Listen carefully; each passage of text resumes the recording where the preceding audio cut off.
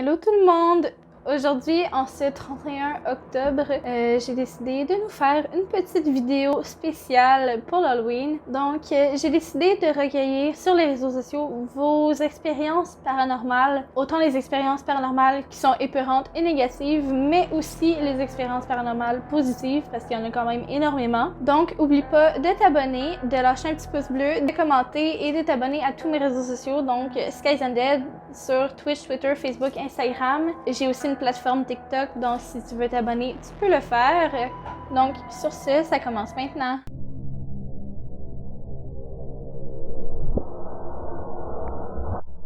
Donc moi, dans la vie, je suis quelqu'un qui est vraiment intéressé par tout ce qui est paranormal. J'ai vécu quelques expériences quand même assez spéciales. Je vais vous les raconter au cours de cette vidéo, mais pas tout de suite. Donc c'est ça, moi je suis quelqu'un qui croit aux esprits. Je suis quelqu'un qui croit que quand on décède, on part pas directement, comme on existe encore, puis on est encore là. Quelqu'un qui croit aussi un peu au monde parallèle, donc c'est ça. Donc la première histoire commence comme ceci. J'ai vu un esprit, je revenais chez moi le soir à 1h du matin. J'ai vu un esprit en dessous d'un underpass. J'ai même appelé mon ami parce que de loin, je pensais que c'était quelqu'un dessous. Puis le téléphone a coupé à la seconde où je me suis approchée de la personne. L'underpass est tout plein de lumière, il y a nulle part où se cacher puis se sauver. Ce que je voyais, c'était une grande forme noire, genre de 7 pieds, on dirait, qui marchait avec le corps qui penchait d'un côté. Avec un capuchon, puis il a juste disparu. Il y avait personne autour.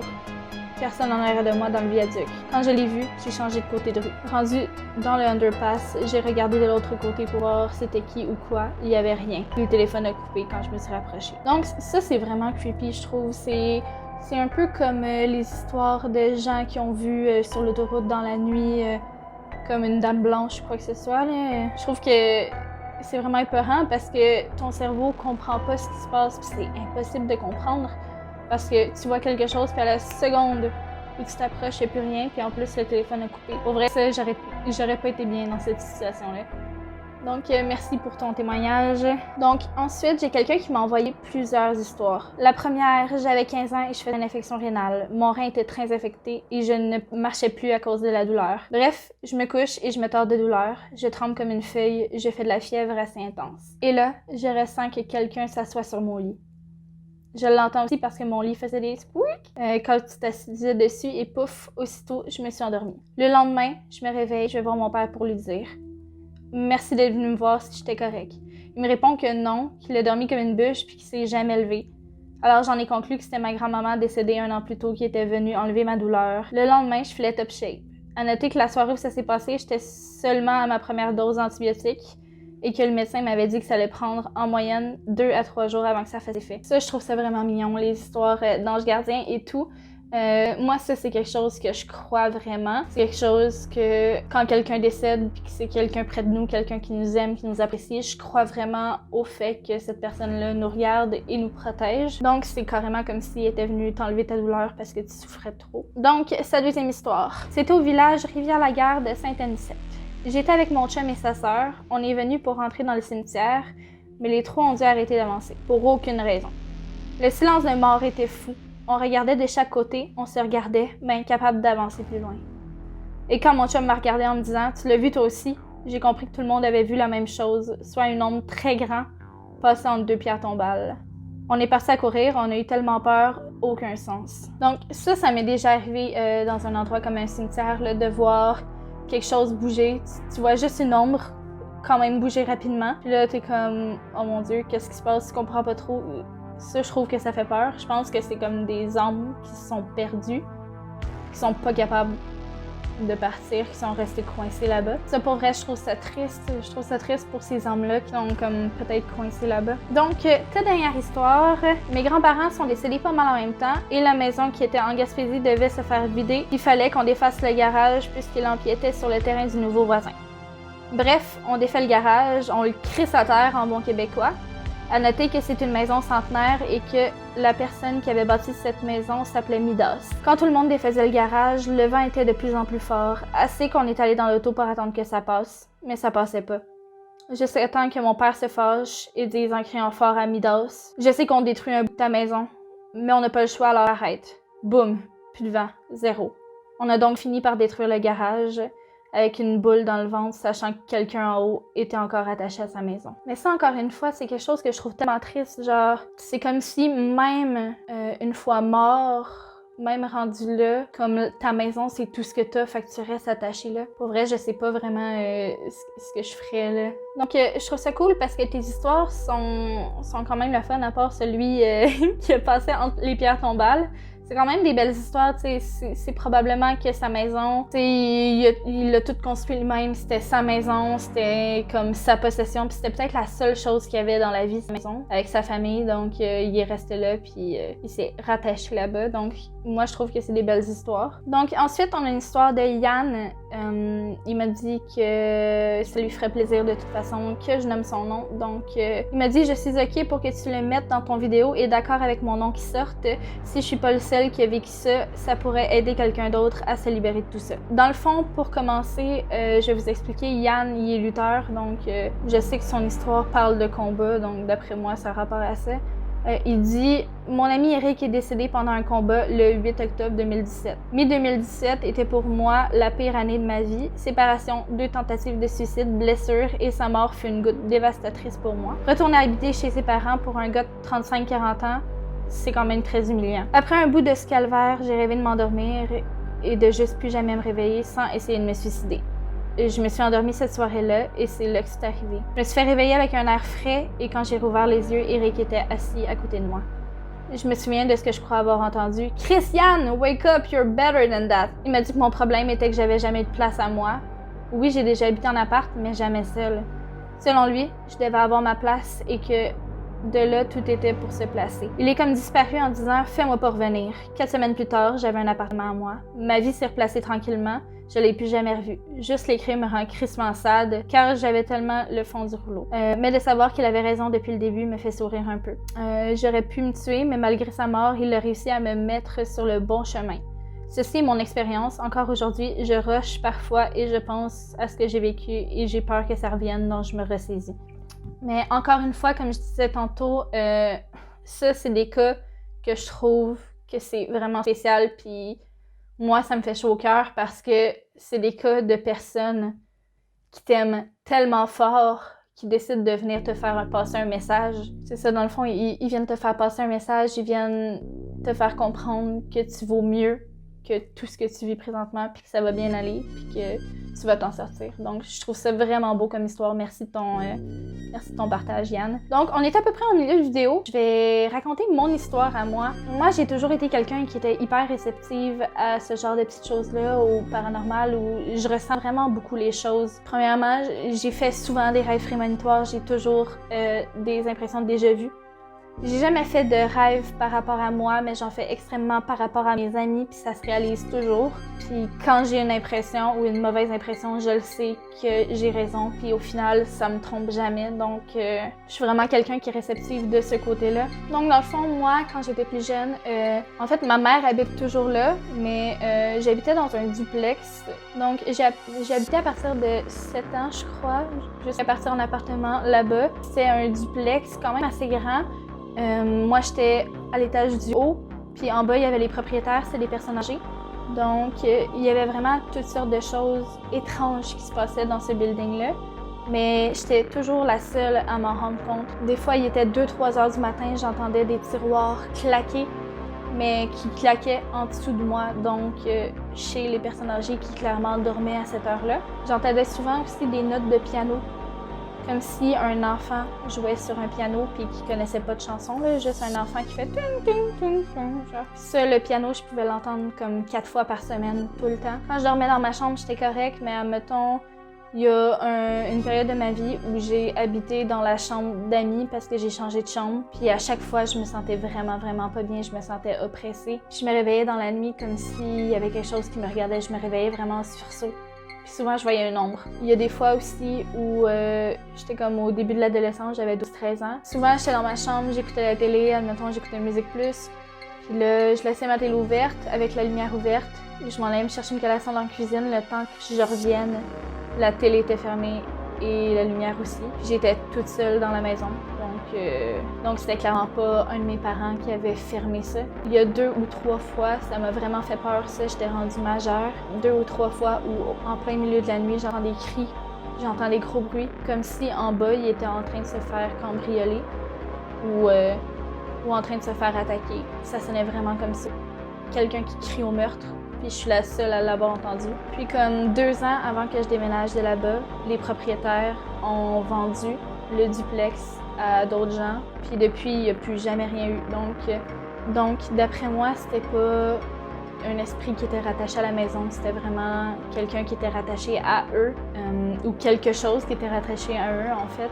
Je sais vraiment pas c'était quoi, mais ça m'a vraiment fait peur toute mon enfance, toute mon adolescence. J'en ai jamais parlé à personne, j'en ai jamais parlé à ma mère, mais il y a des raisons pour lesquelles au secondaire, je dormais pas, puis il y a des raisons pour lesquelles je fais de l'insomnie maintenant, donc c'est pas mal pour ça. Puis aussi, j'avais vraiment de la misère à dormir seule à la maison parce que j'avais peur de ça, mais maintenant, tout est correct, tout va bien. Il y a une autre fois aussi, ça c'est une expérience vraiment positive à mon avis.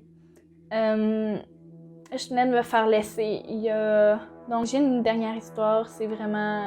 Ça non plus, j'en ai pas jamais parlé, mais c'est vraiment une belle histoire à mon avis. Donc, dans le fond, ma grand-mère est décédée il y a environ 4 ans. Ça va faire 4 ans en décembre. Il y a 3 ans, je me suis fait laisser. J'allais vraiment pas bien. J'arrêtais pas de pleurer. J'étais pas capable d'arrêter de pleurer. Puis, quand ma grand-mère est décédée, je me suis fait faire un collier avec ses cendres dedans. Donc, je me rappelle, j'étais juste couchée dans mon lit, je pleurais à n'en plus finir. Je serrais fort le collier de ma grand-mère. Donc, j'étais juste en train de serrer le collier de ma grand-mère comme ça, puis j'étais couchée dans mon lit, puis je tremblais un peu. Tout ce que j'ai senti, c'est un courant d'air, puis j'ai senti comme si quelqu'un me tenait fort dans ses bras. Ça a duré peut-être 2 ou 3 secondes, puis c'est parti. J'ai plus jamais eu ce feeling-là, mais c'est comme si ma grand-mère venait me dire comme « Inquiète-toi pas, ça va bien aller, tu vas t'en remettre, tu vas trouver mieux, tout va bien aller. » Et que depuis, à chaque fois que je vais pas bien, je prends le collier de ma grand-mère, puis j'y pense fort parce que je me dis que je le sais qu'elle veille sur moi d'en haut. Excusez, là, j'ai la voix qui tremble un peu, je suis pleine d'émotions. Donc sur ça, on va aller lire d'autres petites histoires. Donc la prochaine personne me dit, pour commencer, « Je suis latino et les croyances religieuses et sorcellerie sont normales dans ma culture. Depuis que j'ai l'âge de 4 ans, je fais des rêves prémonitoires. Et j'ai commencé par rêver à des phrases que les adultes disent dans mes rêves, mais aussi dans la vraie vie. Une fois, je me suis fait réveiller par la même personne que dans mon rêve. Plus que j'ai vieilli, plus que j'étais capable de voir plus l'avenir, dépendamment des contextes. Par exemple, je peux pas connaître le résultat de la loto, mais je peux de façon inconvéniente prévoir un événement qui peut se produire dans quelques jours, quelques mois ou même quelques années. Donc ça, je te comprends, moi aussi. Par contre, je peux pas genre fixer sur qu'est-ce que je vais savoir qui va arriver. Exemple, à l'âge de 18 ans, le jour de mon anniversaire, j'ai rêvé à rencontrer mon âme sœur. On était ensemble dans notre appartement, dans le futur, et je lui ai parlé de mes expériences que j'aurais vécues à l'âge de 18 ans à 25 ans avant de le rencontrer. Chaque expérience que je lui ai dit à ce jour s'est réalisée. La partie difficile dans tout ça, c'est de savoir que je vais connaître une personne qui se nomme tel nom, puis qu'elle va me briser le cœur ou se servir de moi, car c'est pas avec cette personne-là que je vais trouver le véritable amour. Mais je sais que je dois vivre ça et que si je veux que mon rêve se réalise, c'est comme ça qu'il faut que ça se passe. À date, tout ce que j'ai rêvé s'est réalisé et j'ai même déjà vu ma mort dans mes rêves. J'espère vraiment m'être trompée, mais bon, je suis décidée depuis que je suis au courant de mon don d'accepter l'avenir tel quel, car j'ai vu l'homme qui va partager le reste de ma vie avec moi et je vais vivre cette joie que j'ai rêvée. Alors oui, un soir, je peux connaître un dude du nom X.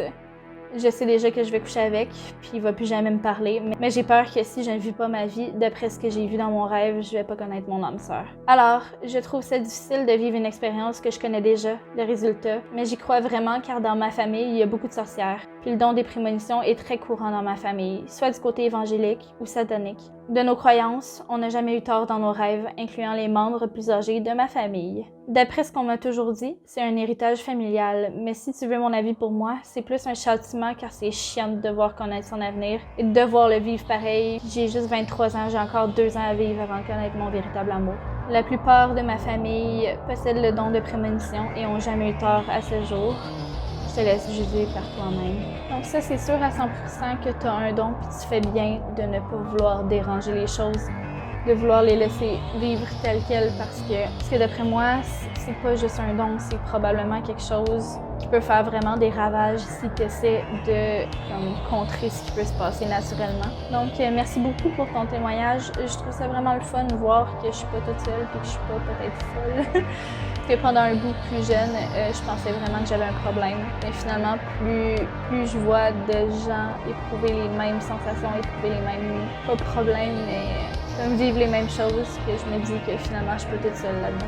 Donc, j'ai quelqu'un qui m'a envoyé 2 histoires. J'ai écouté sa première parce que c'est un message vocal, mais ça me tente pas de... Je vais pas tout le transcrire en écrit pour pouvoir vous la raconter. Mais elle m'a dit une deuxième histoire. Donc, une de mes amies, sa mère est médium. Donc, je voulais un reading. Puis, elle a regardé dans quelle main qu'il y avait le plus de chaleur qui sort. Elle me regarde et me dit « T'es médium, toi? » Là, j'y réponds « Je sais pas ». Puis elle me dit « Oui, je le ressens ». Puis là, elle me regarde et elle me dit « Je vois un homme, petit, pas gros, pas mince. Je vois que ça t'a affecté beaucoup. » Je la regarde et j'ai dit « Oui, c'est mon oncle ». Mais au même moment, j'ai commencé à avoir froid. Puis elle m'a regardé puis elle m'a dit « Il est ici ». En ce moment, je ressens les mains sur mon épaule puis je ressens comme s'il avait passé au travers de moi. Je me suis mis à pleurer comme une folle. Il était décédé depuis environ 2-3 ans. On avait été le voir en Grèce avant qu'il décède, 3 jours avant qu'on retourne au Québec. Donc, encore une fois, je trouve ça le fun parce que vous avez vraiment apporté beaucoup de positifs. Et je trouve qu'il y a vraiment plus de positifs que de négatifs dans l'au-delà puis dans toutes ces histoires de paranormal. Et j'aime ça voir à quel point ça peut être positif. Ça, c'est sûr que c'était lourd sur toi, mais c'est probablement juste quelqu'un qui est là pour te protéger puis pour essayer que tu fasses les bonnes choses dans la vie puis que rien t'arrive de dangereux ou rien t'arrive de négatif. Donc, j'ai quelques autres histoires que j'ai eues sur Facebook. Il y a quelques années, ma tante habitait à la maison familiale à Longueuil. J'allais souvent y dormir. Mon grand-père dormait au premier étage et nous au second. Il y avait 3 chambres au deuxième et le garde-manger le long de l'escalier. La première chambre était celle de ma tante, la seconde celle des invités et la dernière servait de débarras dans les dernières années. Je devais dormir dans la chambre d'invités, mais je refusais de le faire. Je faisais une crise de panique chaque fois que je m'en approchais. J'entendais des bruits de pas et des sifflements. Je voyais des ombres s'approcher de moi lorsque j'allais sur le grand lit. En grandissant, j'allais y dormir, mais toujours en courant sauter sur le lit. Tous les adultes me disaient que c'était mon imagination. C'est la même chose pour la chambre de débarras. J'entendais souvent des bruits de pas, même des pleurs d'enfants. Il s'en dégageait une drôle d'énergie et j'osais pas m'en approcher. Même pour juste prendre quelque chose qui était stocké. J'ai su plusieurs années plus tard que malgré ce qu'on me disait à l'époque, c'est ton imagination, il y a rien. Toutes mes tantes, oncles, cousins et cousines ont vécu la même chose dans ces chambres. On n'a jamais su ce qui s'y trouvait, mais comme j'ai au moins une tante qui est décédée bébé et que plusieurs vieux objets se trouvaient dans la chambre de débarras, quelque chose est resté. Ma tante a vendu lorsque j'avais 12 ou 13 ans, mais j'y suis jamais retournée. Jusqu'à la fin, j'avais de la difficulté à rester dans ces 2 pièces. Donc ça, c'est sûr que c'est creepy. J'aime ça parce qu'on a les deux côtés. On a les histoires qui creepy puis les histoires vraiment cute. Donc j'ai aussi dit que c'était la maison familiale. Mon père y a grandi et mon grand-père y avait construit le 2e étage. Ma grand-mère a habité là jusqu'à son décès. Elle était à l'hôpital, mon père avait environ 13 ans. La famille était rassemblée dans la cuisine, je crois. Ma grand-mère avait un armoire et elle y rangeait plein de pots en verre et de bibelots qu'elle affectionnait. Un bruit a retenti. Les bibelots se sont fracassés au sol et mon père s'est mis à crier. « Maman est morte! » en pleurant. Le téléphone s'est mis à sonner. Ma tante a répondu pendant que mon oncle essayait de consoler mon père, parce qu'il est le plus jeune de la fratrie. Le visage de ma tante est devenu blême. Ma grand-mère venait de décéder quelques minutes plus tôt. Mes oncles et mes tantes ont toujours cru qu'elle était venue leur dire au revoir d'une façon ou d'une autre. Donc, il y a une continuation aussi. Dans la même maison, je dormais au 2e, comme je disais. Mon grand-père avait l'habitude de monter faire le tour de l'étage, s'assurer que tout allait bien avant d'aller dormir. On l'entendait monter les escaliers, passer devant la première chambre, celle de ma tante, arrêter devant la chambre, venir ensuite devant la mienne, s'arrêter 2 minutes, puis redescendre les escaliers jusqu'à sa chambre. Je devais avoir environ 6 ou 7 ans. On venait de se coucher. J'allais fermer les yeux et j'ai entendu les pas de mon grand-père. Il a arrêté devant la chambre de ma tante, puis devant la mienne. J'ai fermé les yeux en souriant et je me suis endormie. Ça m'aidait à oublier les ombres dans la chambre, je crois qu'il faisait ça pour ça aussi. Le lendemain, quand je me suis réveillée, j'ai réalisé que ça avait pas pu être vrai. On l'avait mis en terre la veille, il était mort d'une crise de cœur quelque temps avant. J'ai raconté à ma tante que j'avais rêvé à grand-papa qui faisait sa ronde. Elle a souri puis elle m'a répondu qu'elle aussi l'avait entendu. il était venu nous dire au revoir de sa façon. Ok, mais là, j'ai presque les yeux pleins d'eau. C'est vraiment mignon, mon Dieu. Comme, c'est vraiment le fun. Il a pu venir vous rassurer pour vous dire au revoir. Donc, j'ai d'autres histoires encore. Une de mes clientes a perdu son père à cause d'un cancer. Il adorait sa fille. 4-5 jours après son décès, comme j'allais me coucher, je l'ai vu qui était dans le passage et se dirigeait vers la chambre de sa fille. Je lui ai dit en passant à côté « Allô, monsieur, vous pouvez aller voir votre fille, mais réveillez-la pas, sinon je vais pas être contente après vous. » Il m'a fait un clin d'œil, puis il est entré dans la chambre de sa fille. Donc, c'est vraiment des histoires de comme gens qui viennent juste se revoir pour la dernière fois, les gens qu'ils aiment. Donc, j'en ai une autre. Dans la maison de mon grand-père, il y a la marchette de mon arrière-grand-mère qui marche et la chaise de mon arrière-grand-père qui berce tout seul. Chez une amie, le piano a joué toute seule alors que j'étais tout seul dans le sous-sol et elle était en haut. Ça a été mes 2 seules expériences. Donc, j'ai d'autres expériences encore. Voici une expérience que j'ai vécue et que j'avais justement partagée sur un autre groupe paranormal. Je suis maquilleuse pour plusieurs projets depuis environ 10 ans. Je suis pas du type peureuse et j'aime bien m'aventurer dans de drôles d'endroits. Il y a quelques années, j'ai eu à travailler sur un vidéoclip à la vieille asile abandonnée de Sainte-Clotilde. Journée grise et pluvieuse, l'équipe de tournage et moi y avons passé 12 heures au total. Nous avons réservé l'asile abandonné pour la journée et étions seuls et nous avions tourné au 2e étage sur 3. Au milieu de la journée, je dois sortir de l'asile chercher un produit que j'avais oublié dans mon auto.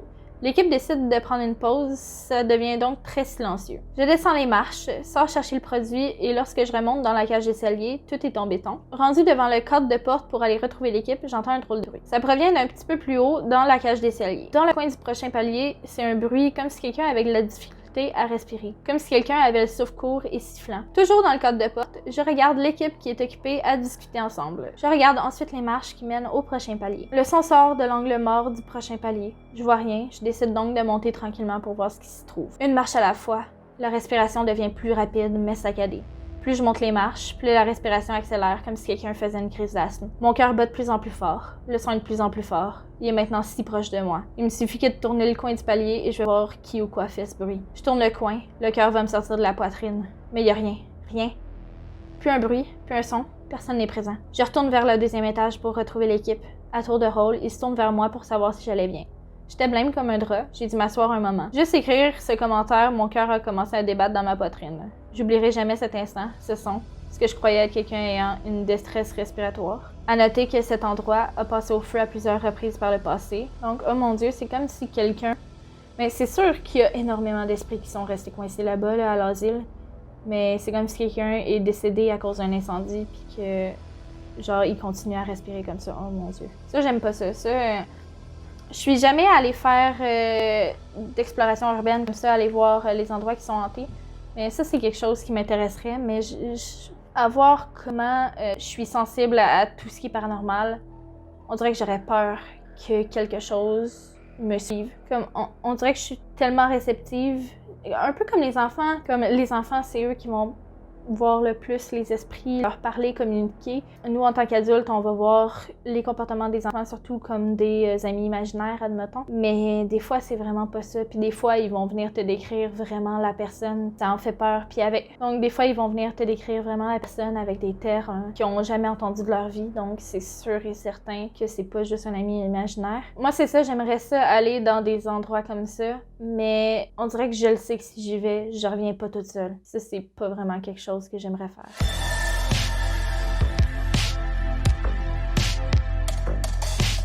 Donc, merci beaucoup à tous ceux qui m'ont donné des témoignages. Écoutez, ça fait quand même une pas pire vidéo. J'aime vraiment ça. Je suis vraiment contente de ce que j'ai recueilli. Donc, merci aussi d'avoir regardé cette vidéo. Si ça vous intéresse, je compte en faire quand même pas mal au courant des années, peut-être. Je vais peut-être en faire une thématique récurrente d'histoire paranormale. J'aime vraiment ça, puis ça me donne des frissons.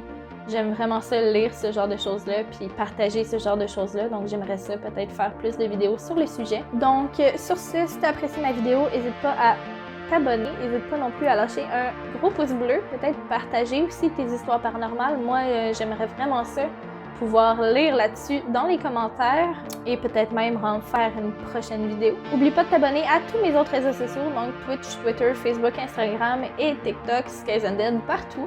Sur ce, gros love! Et à la prochaine!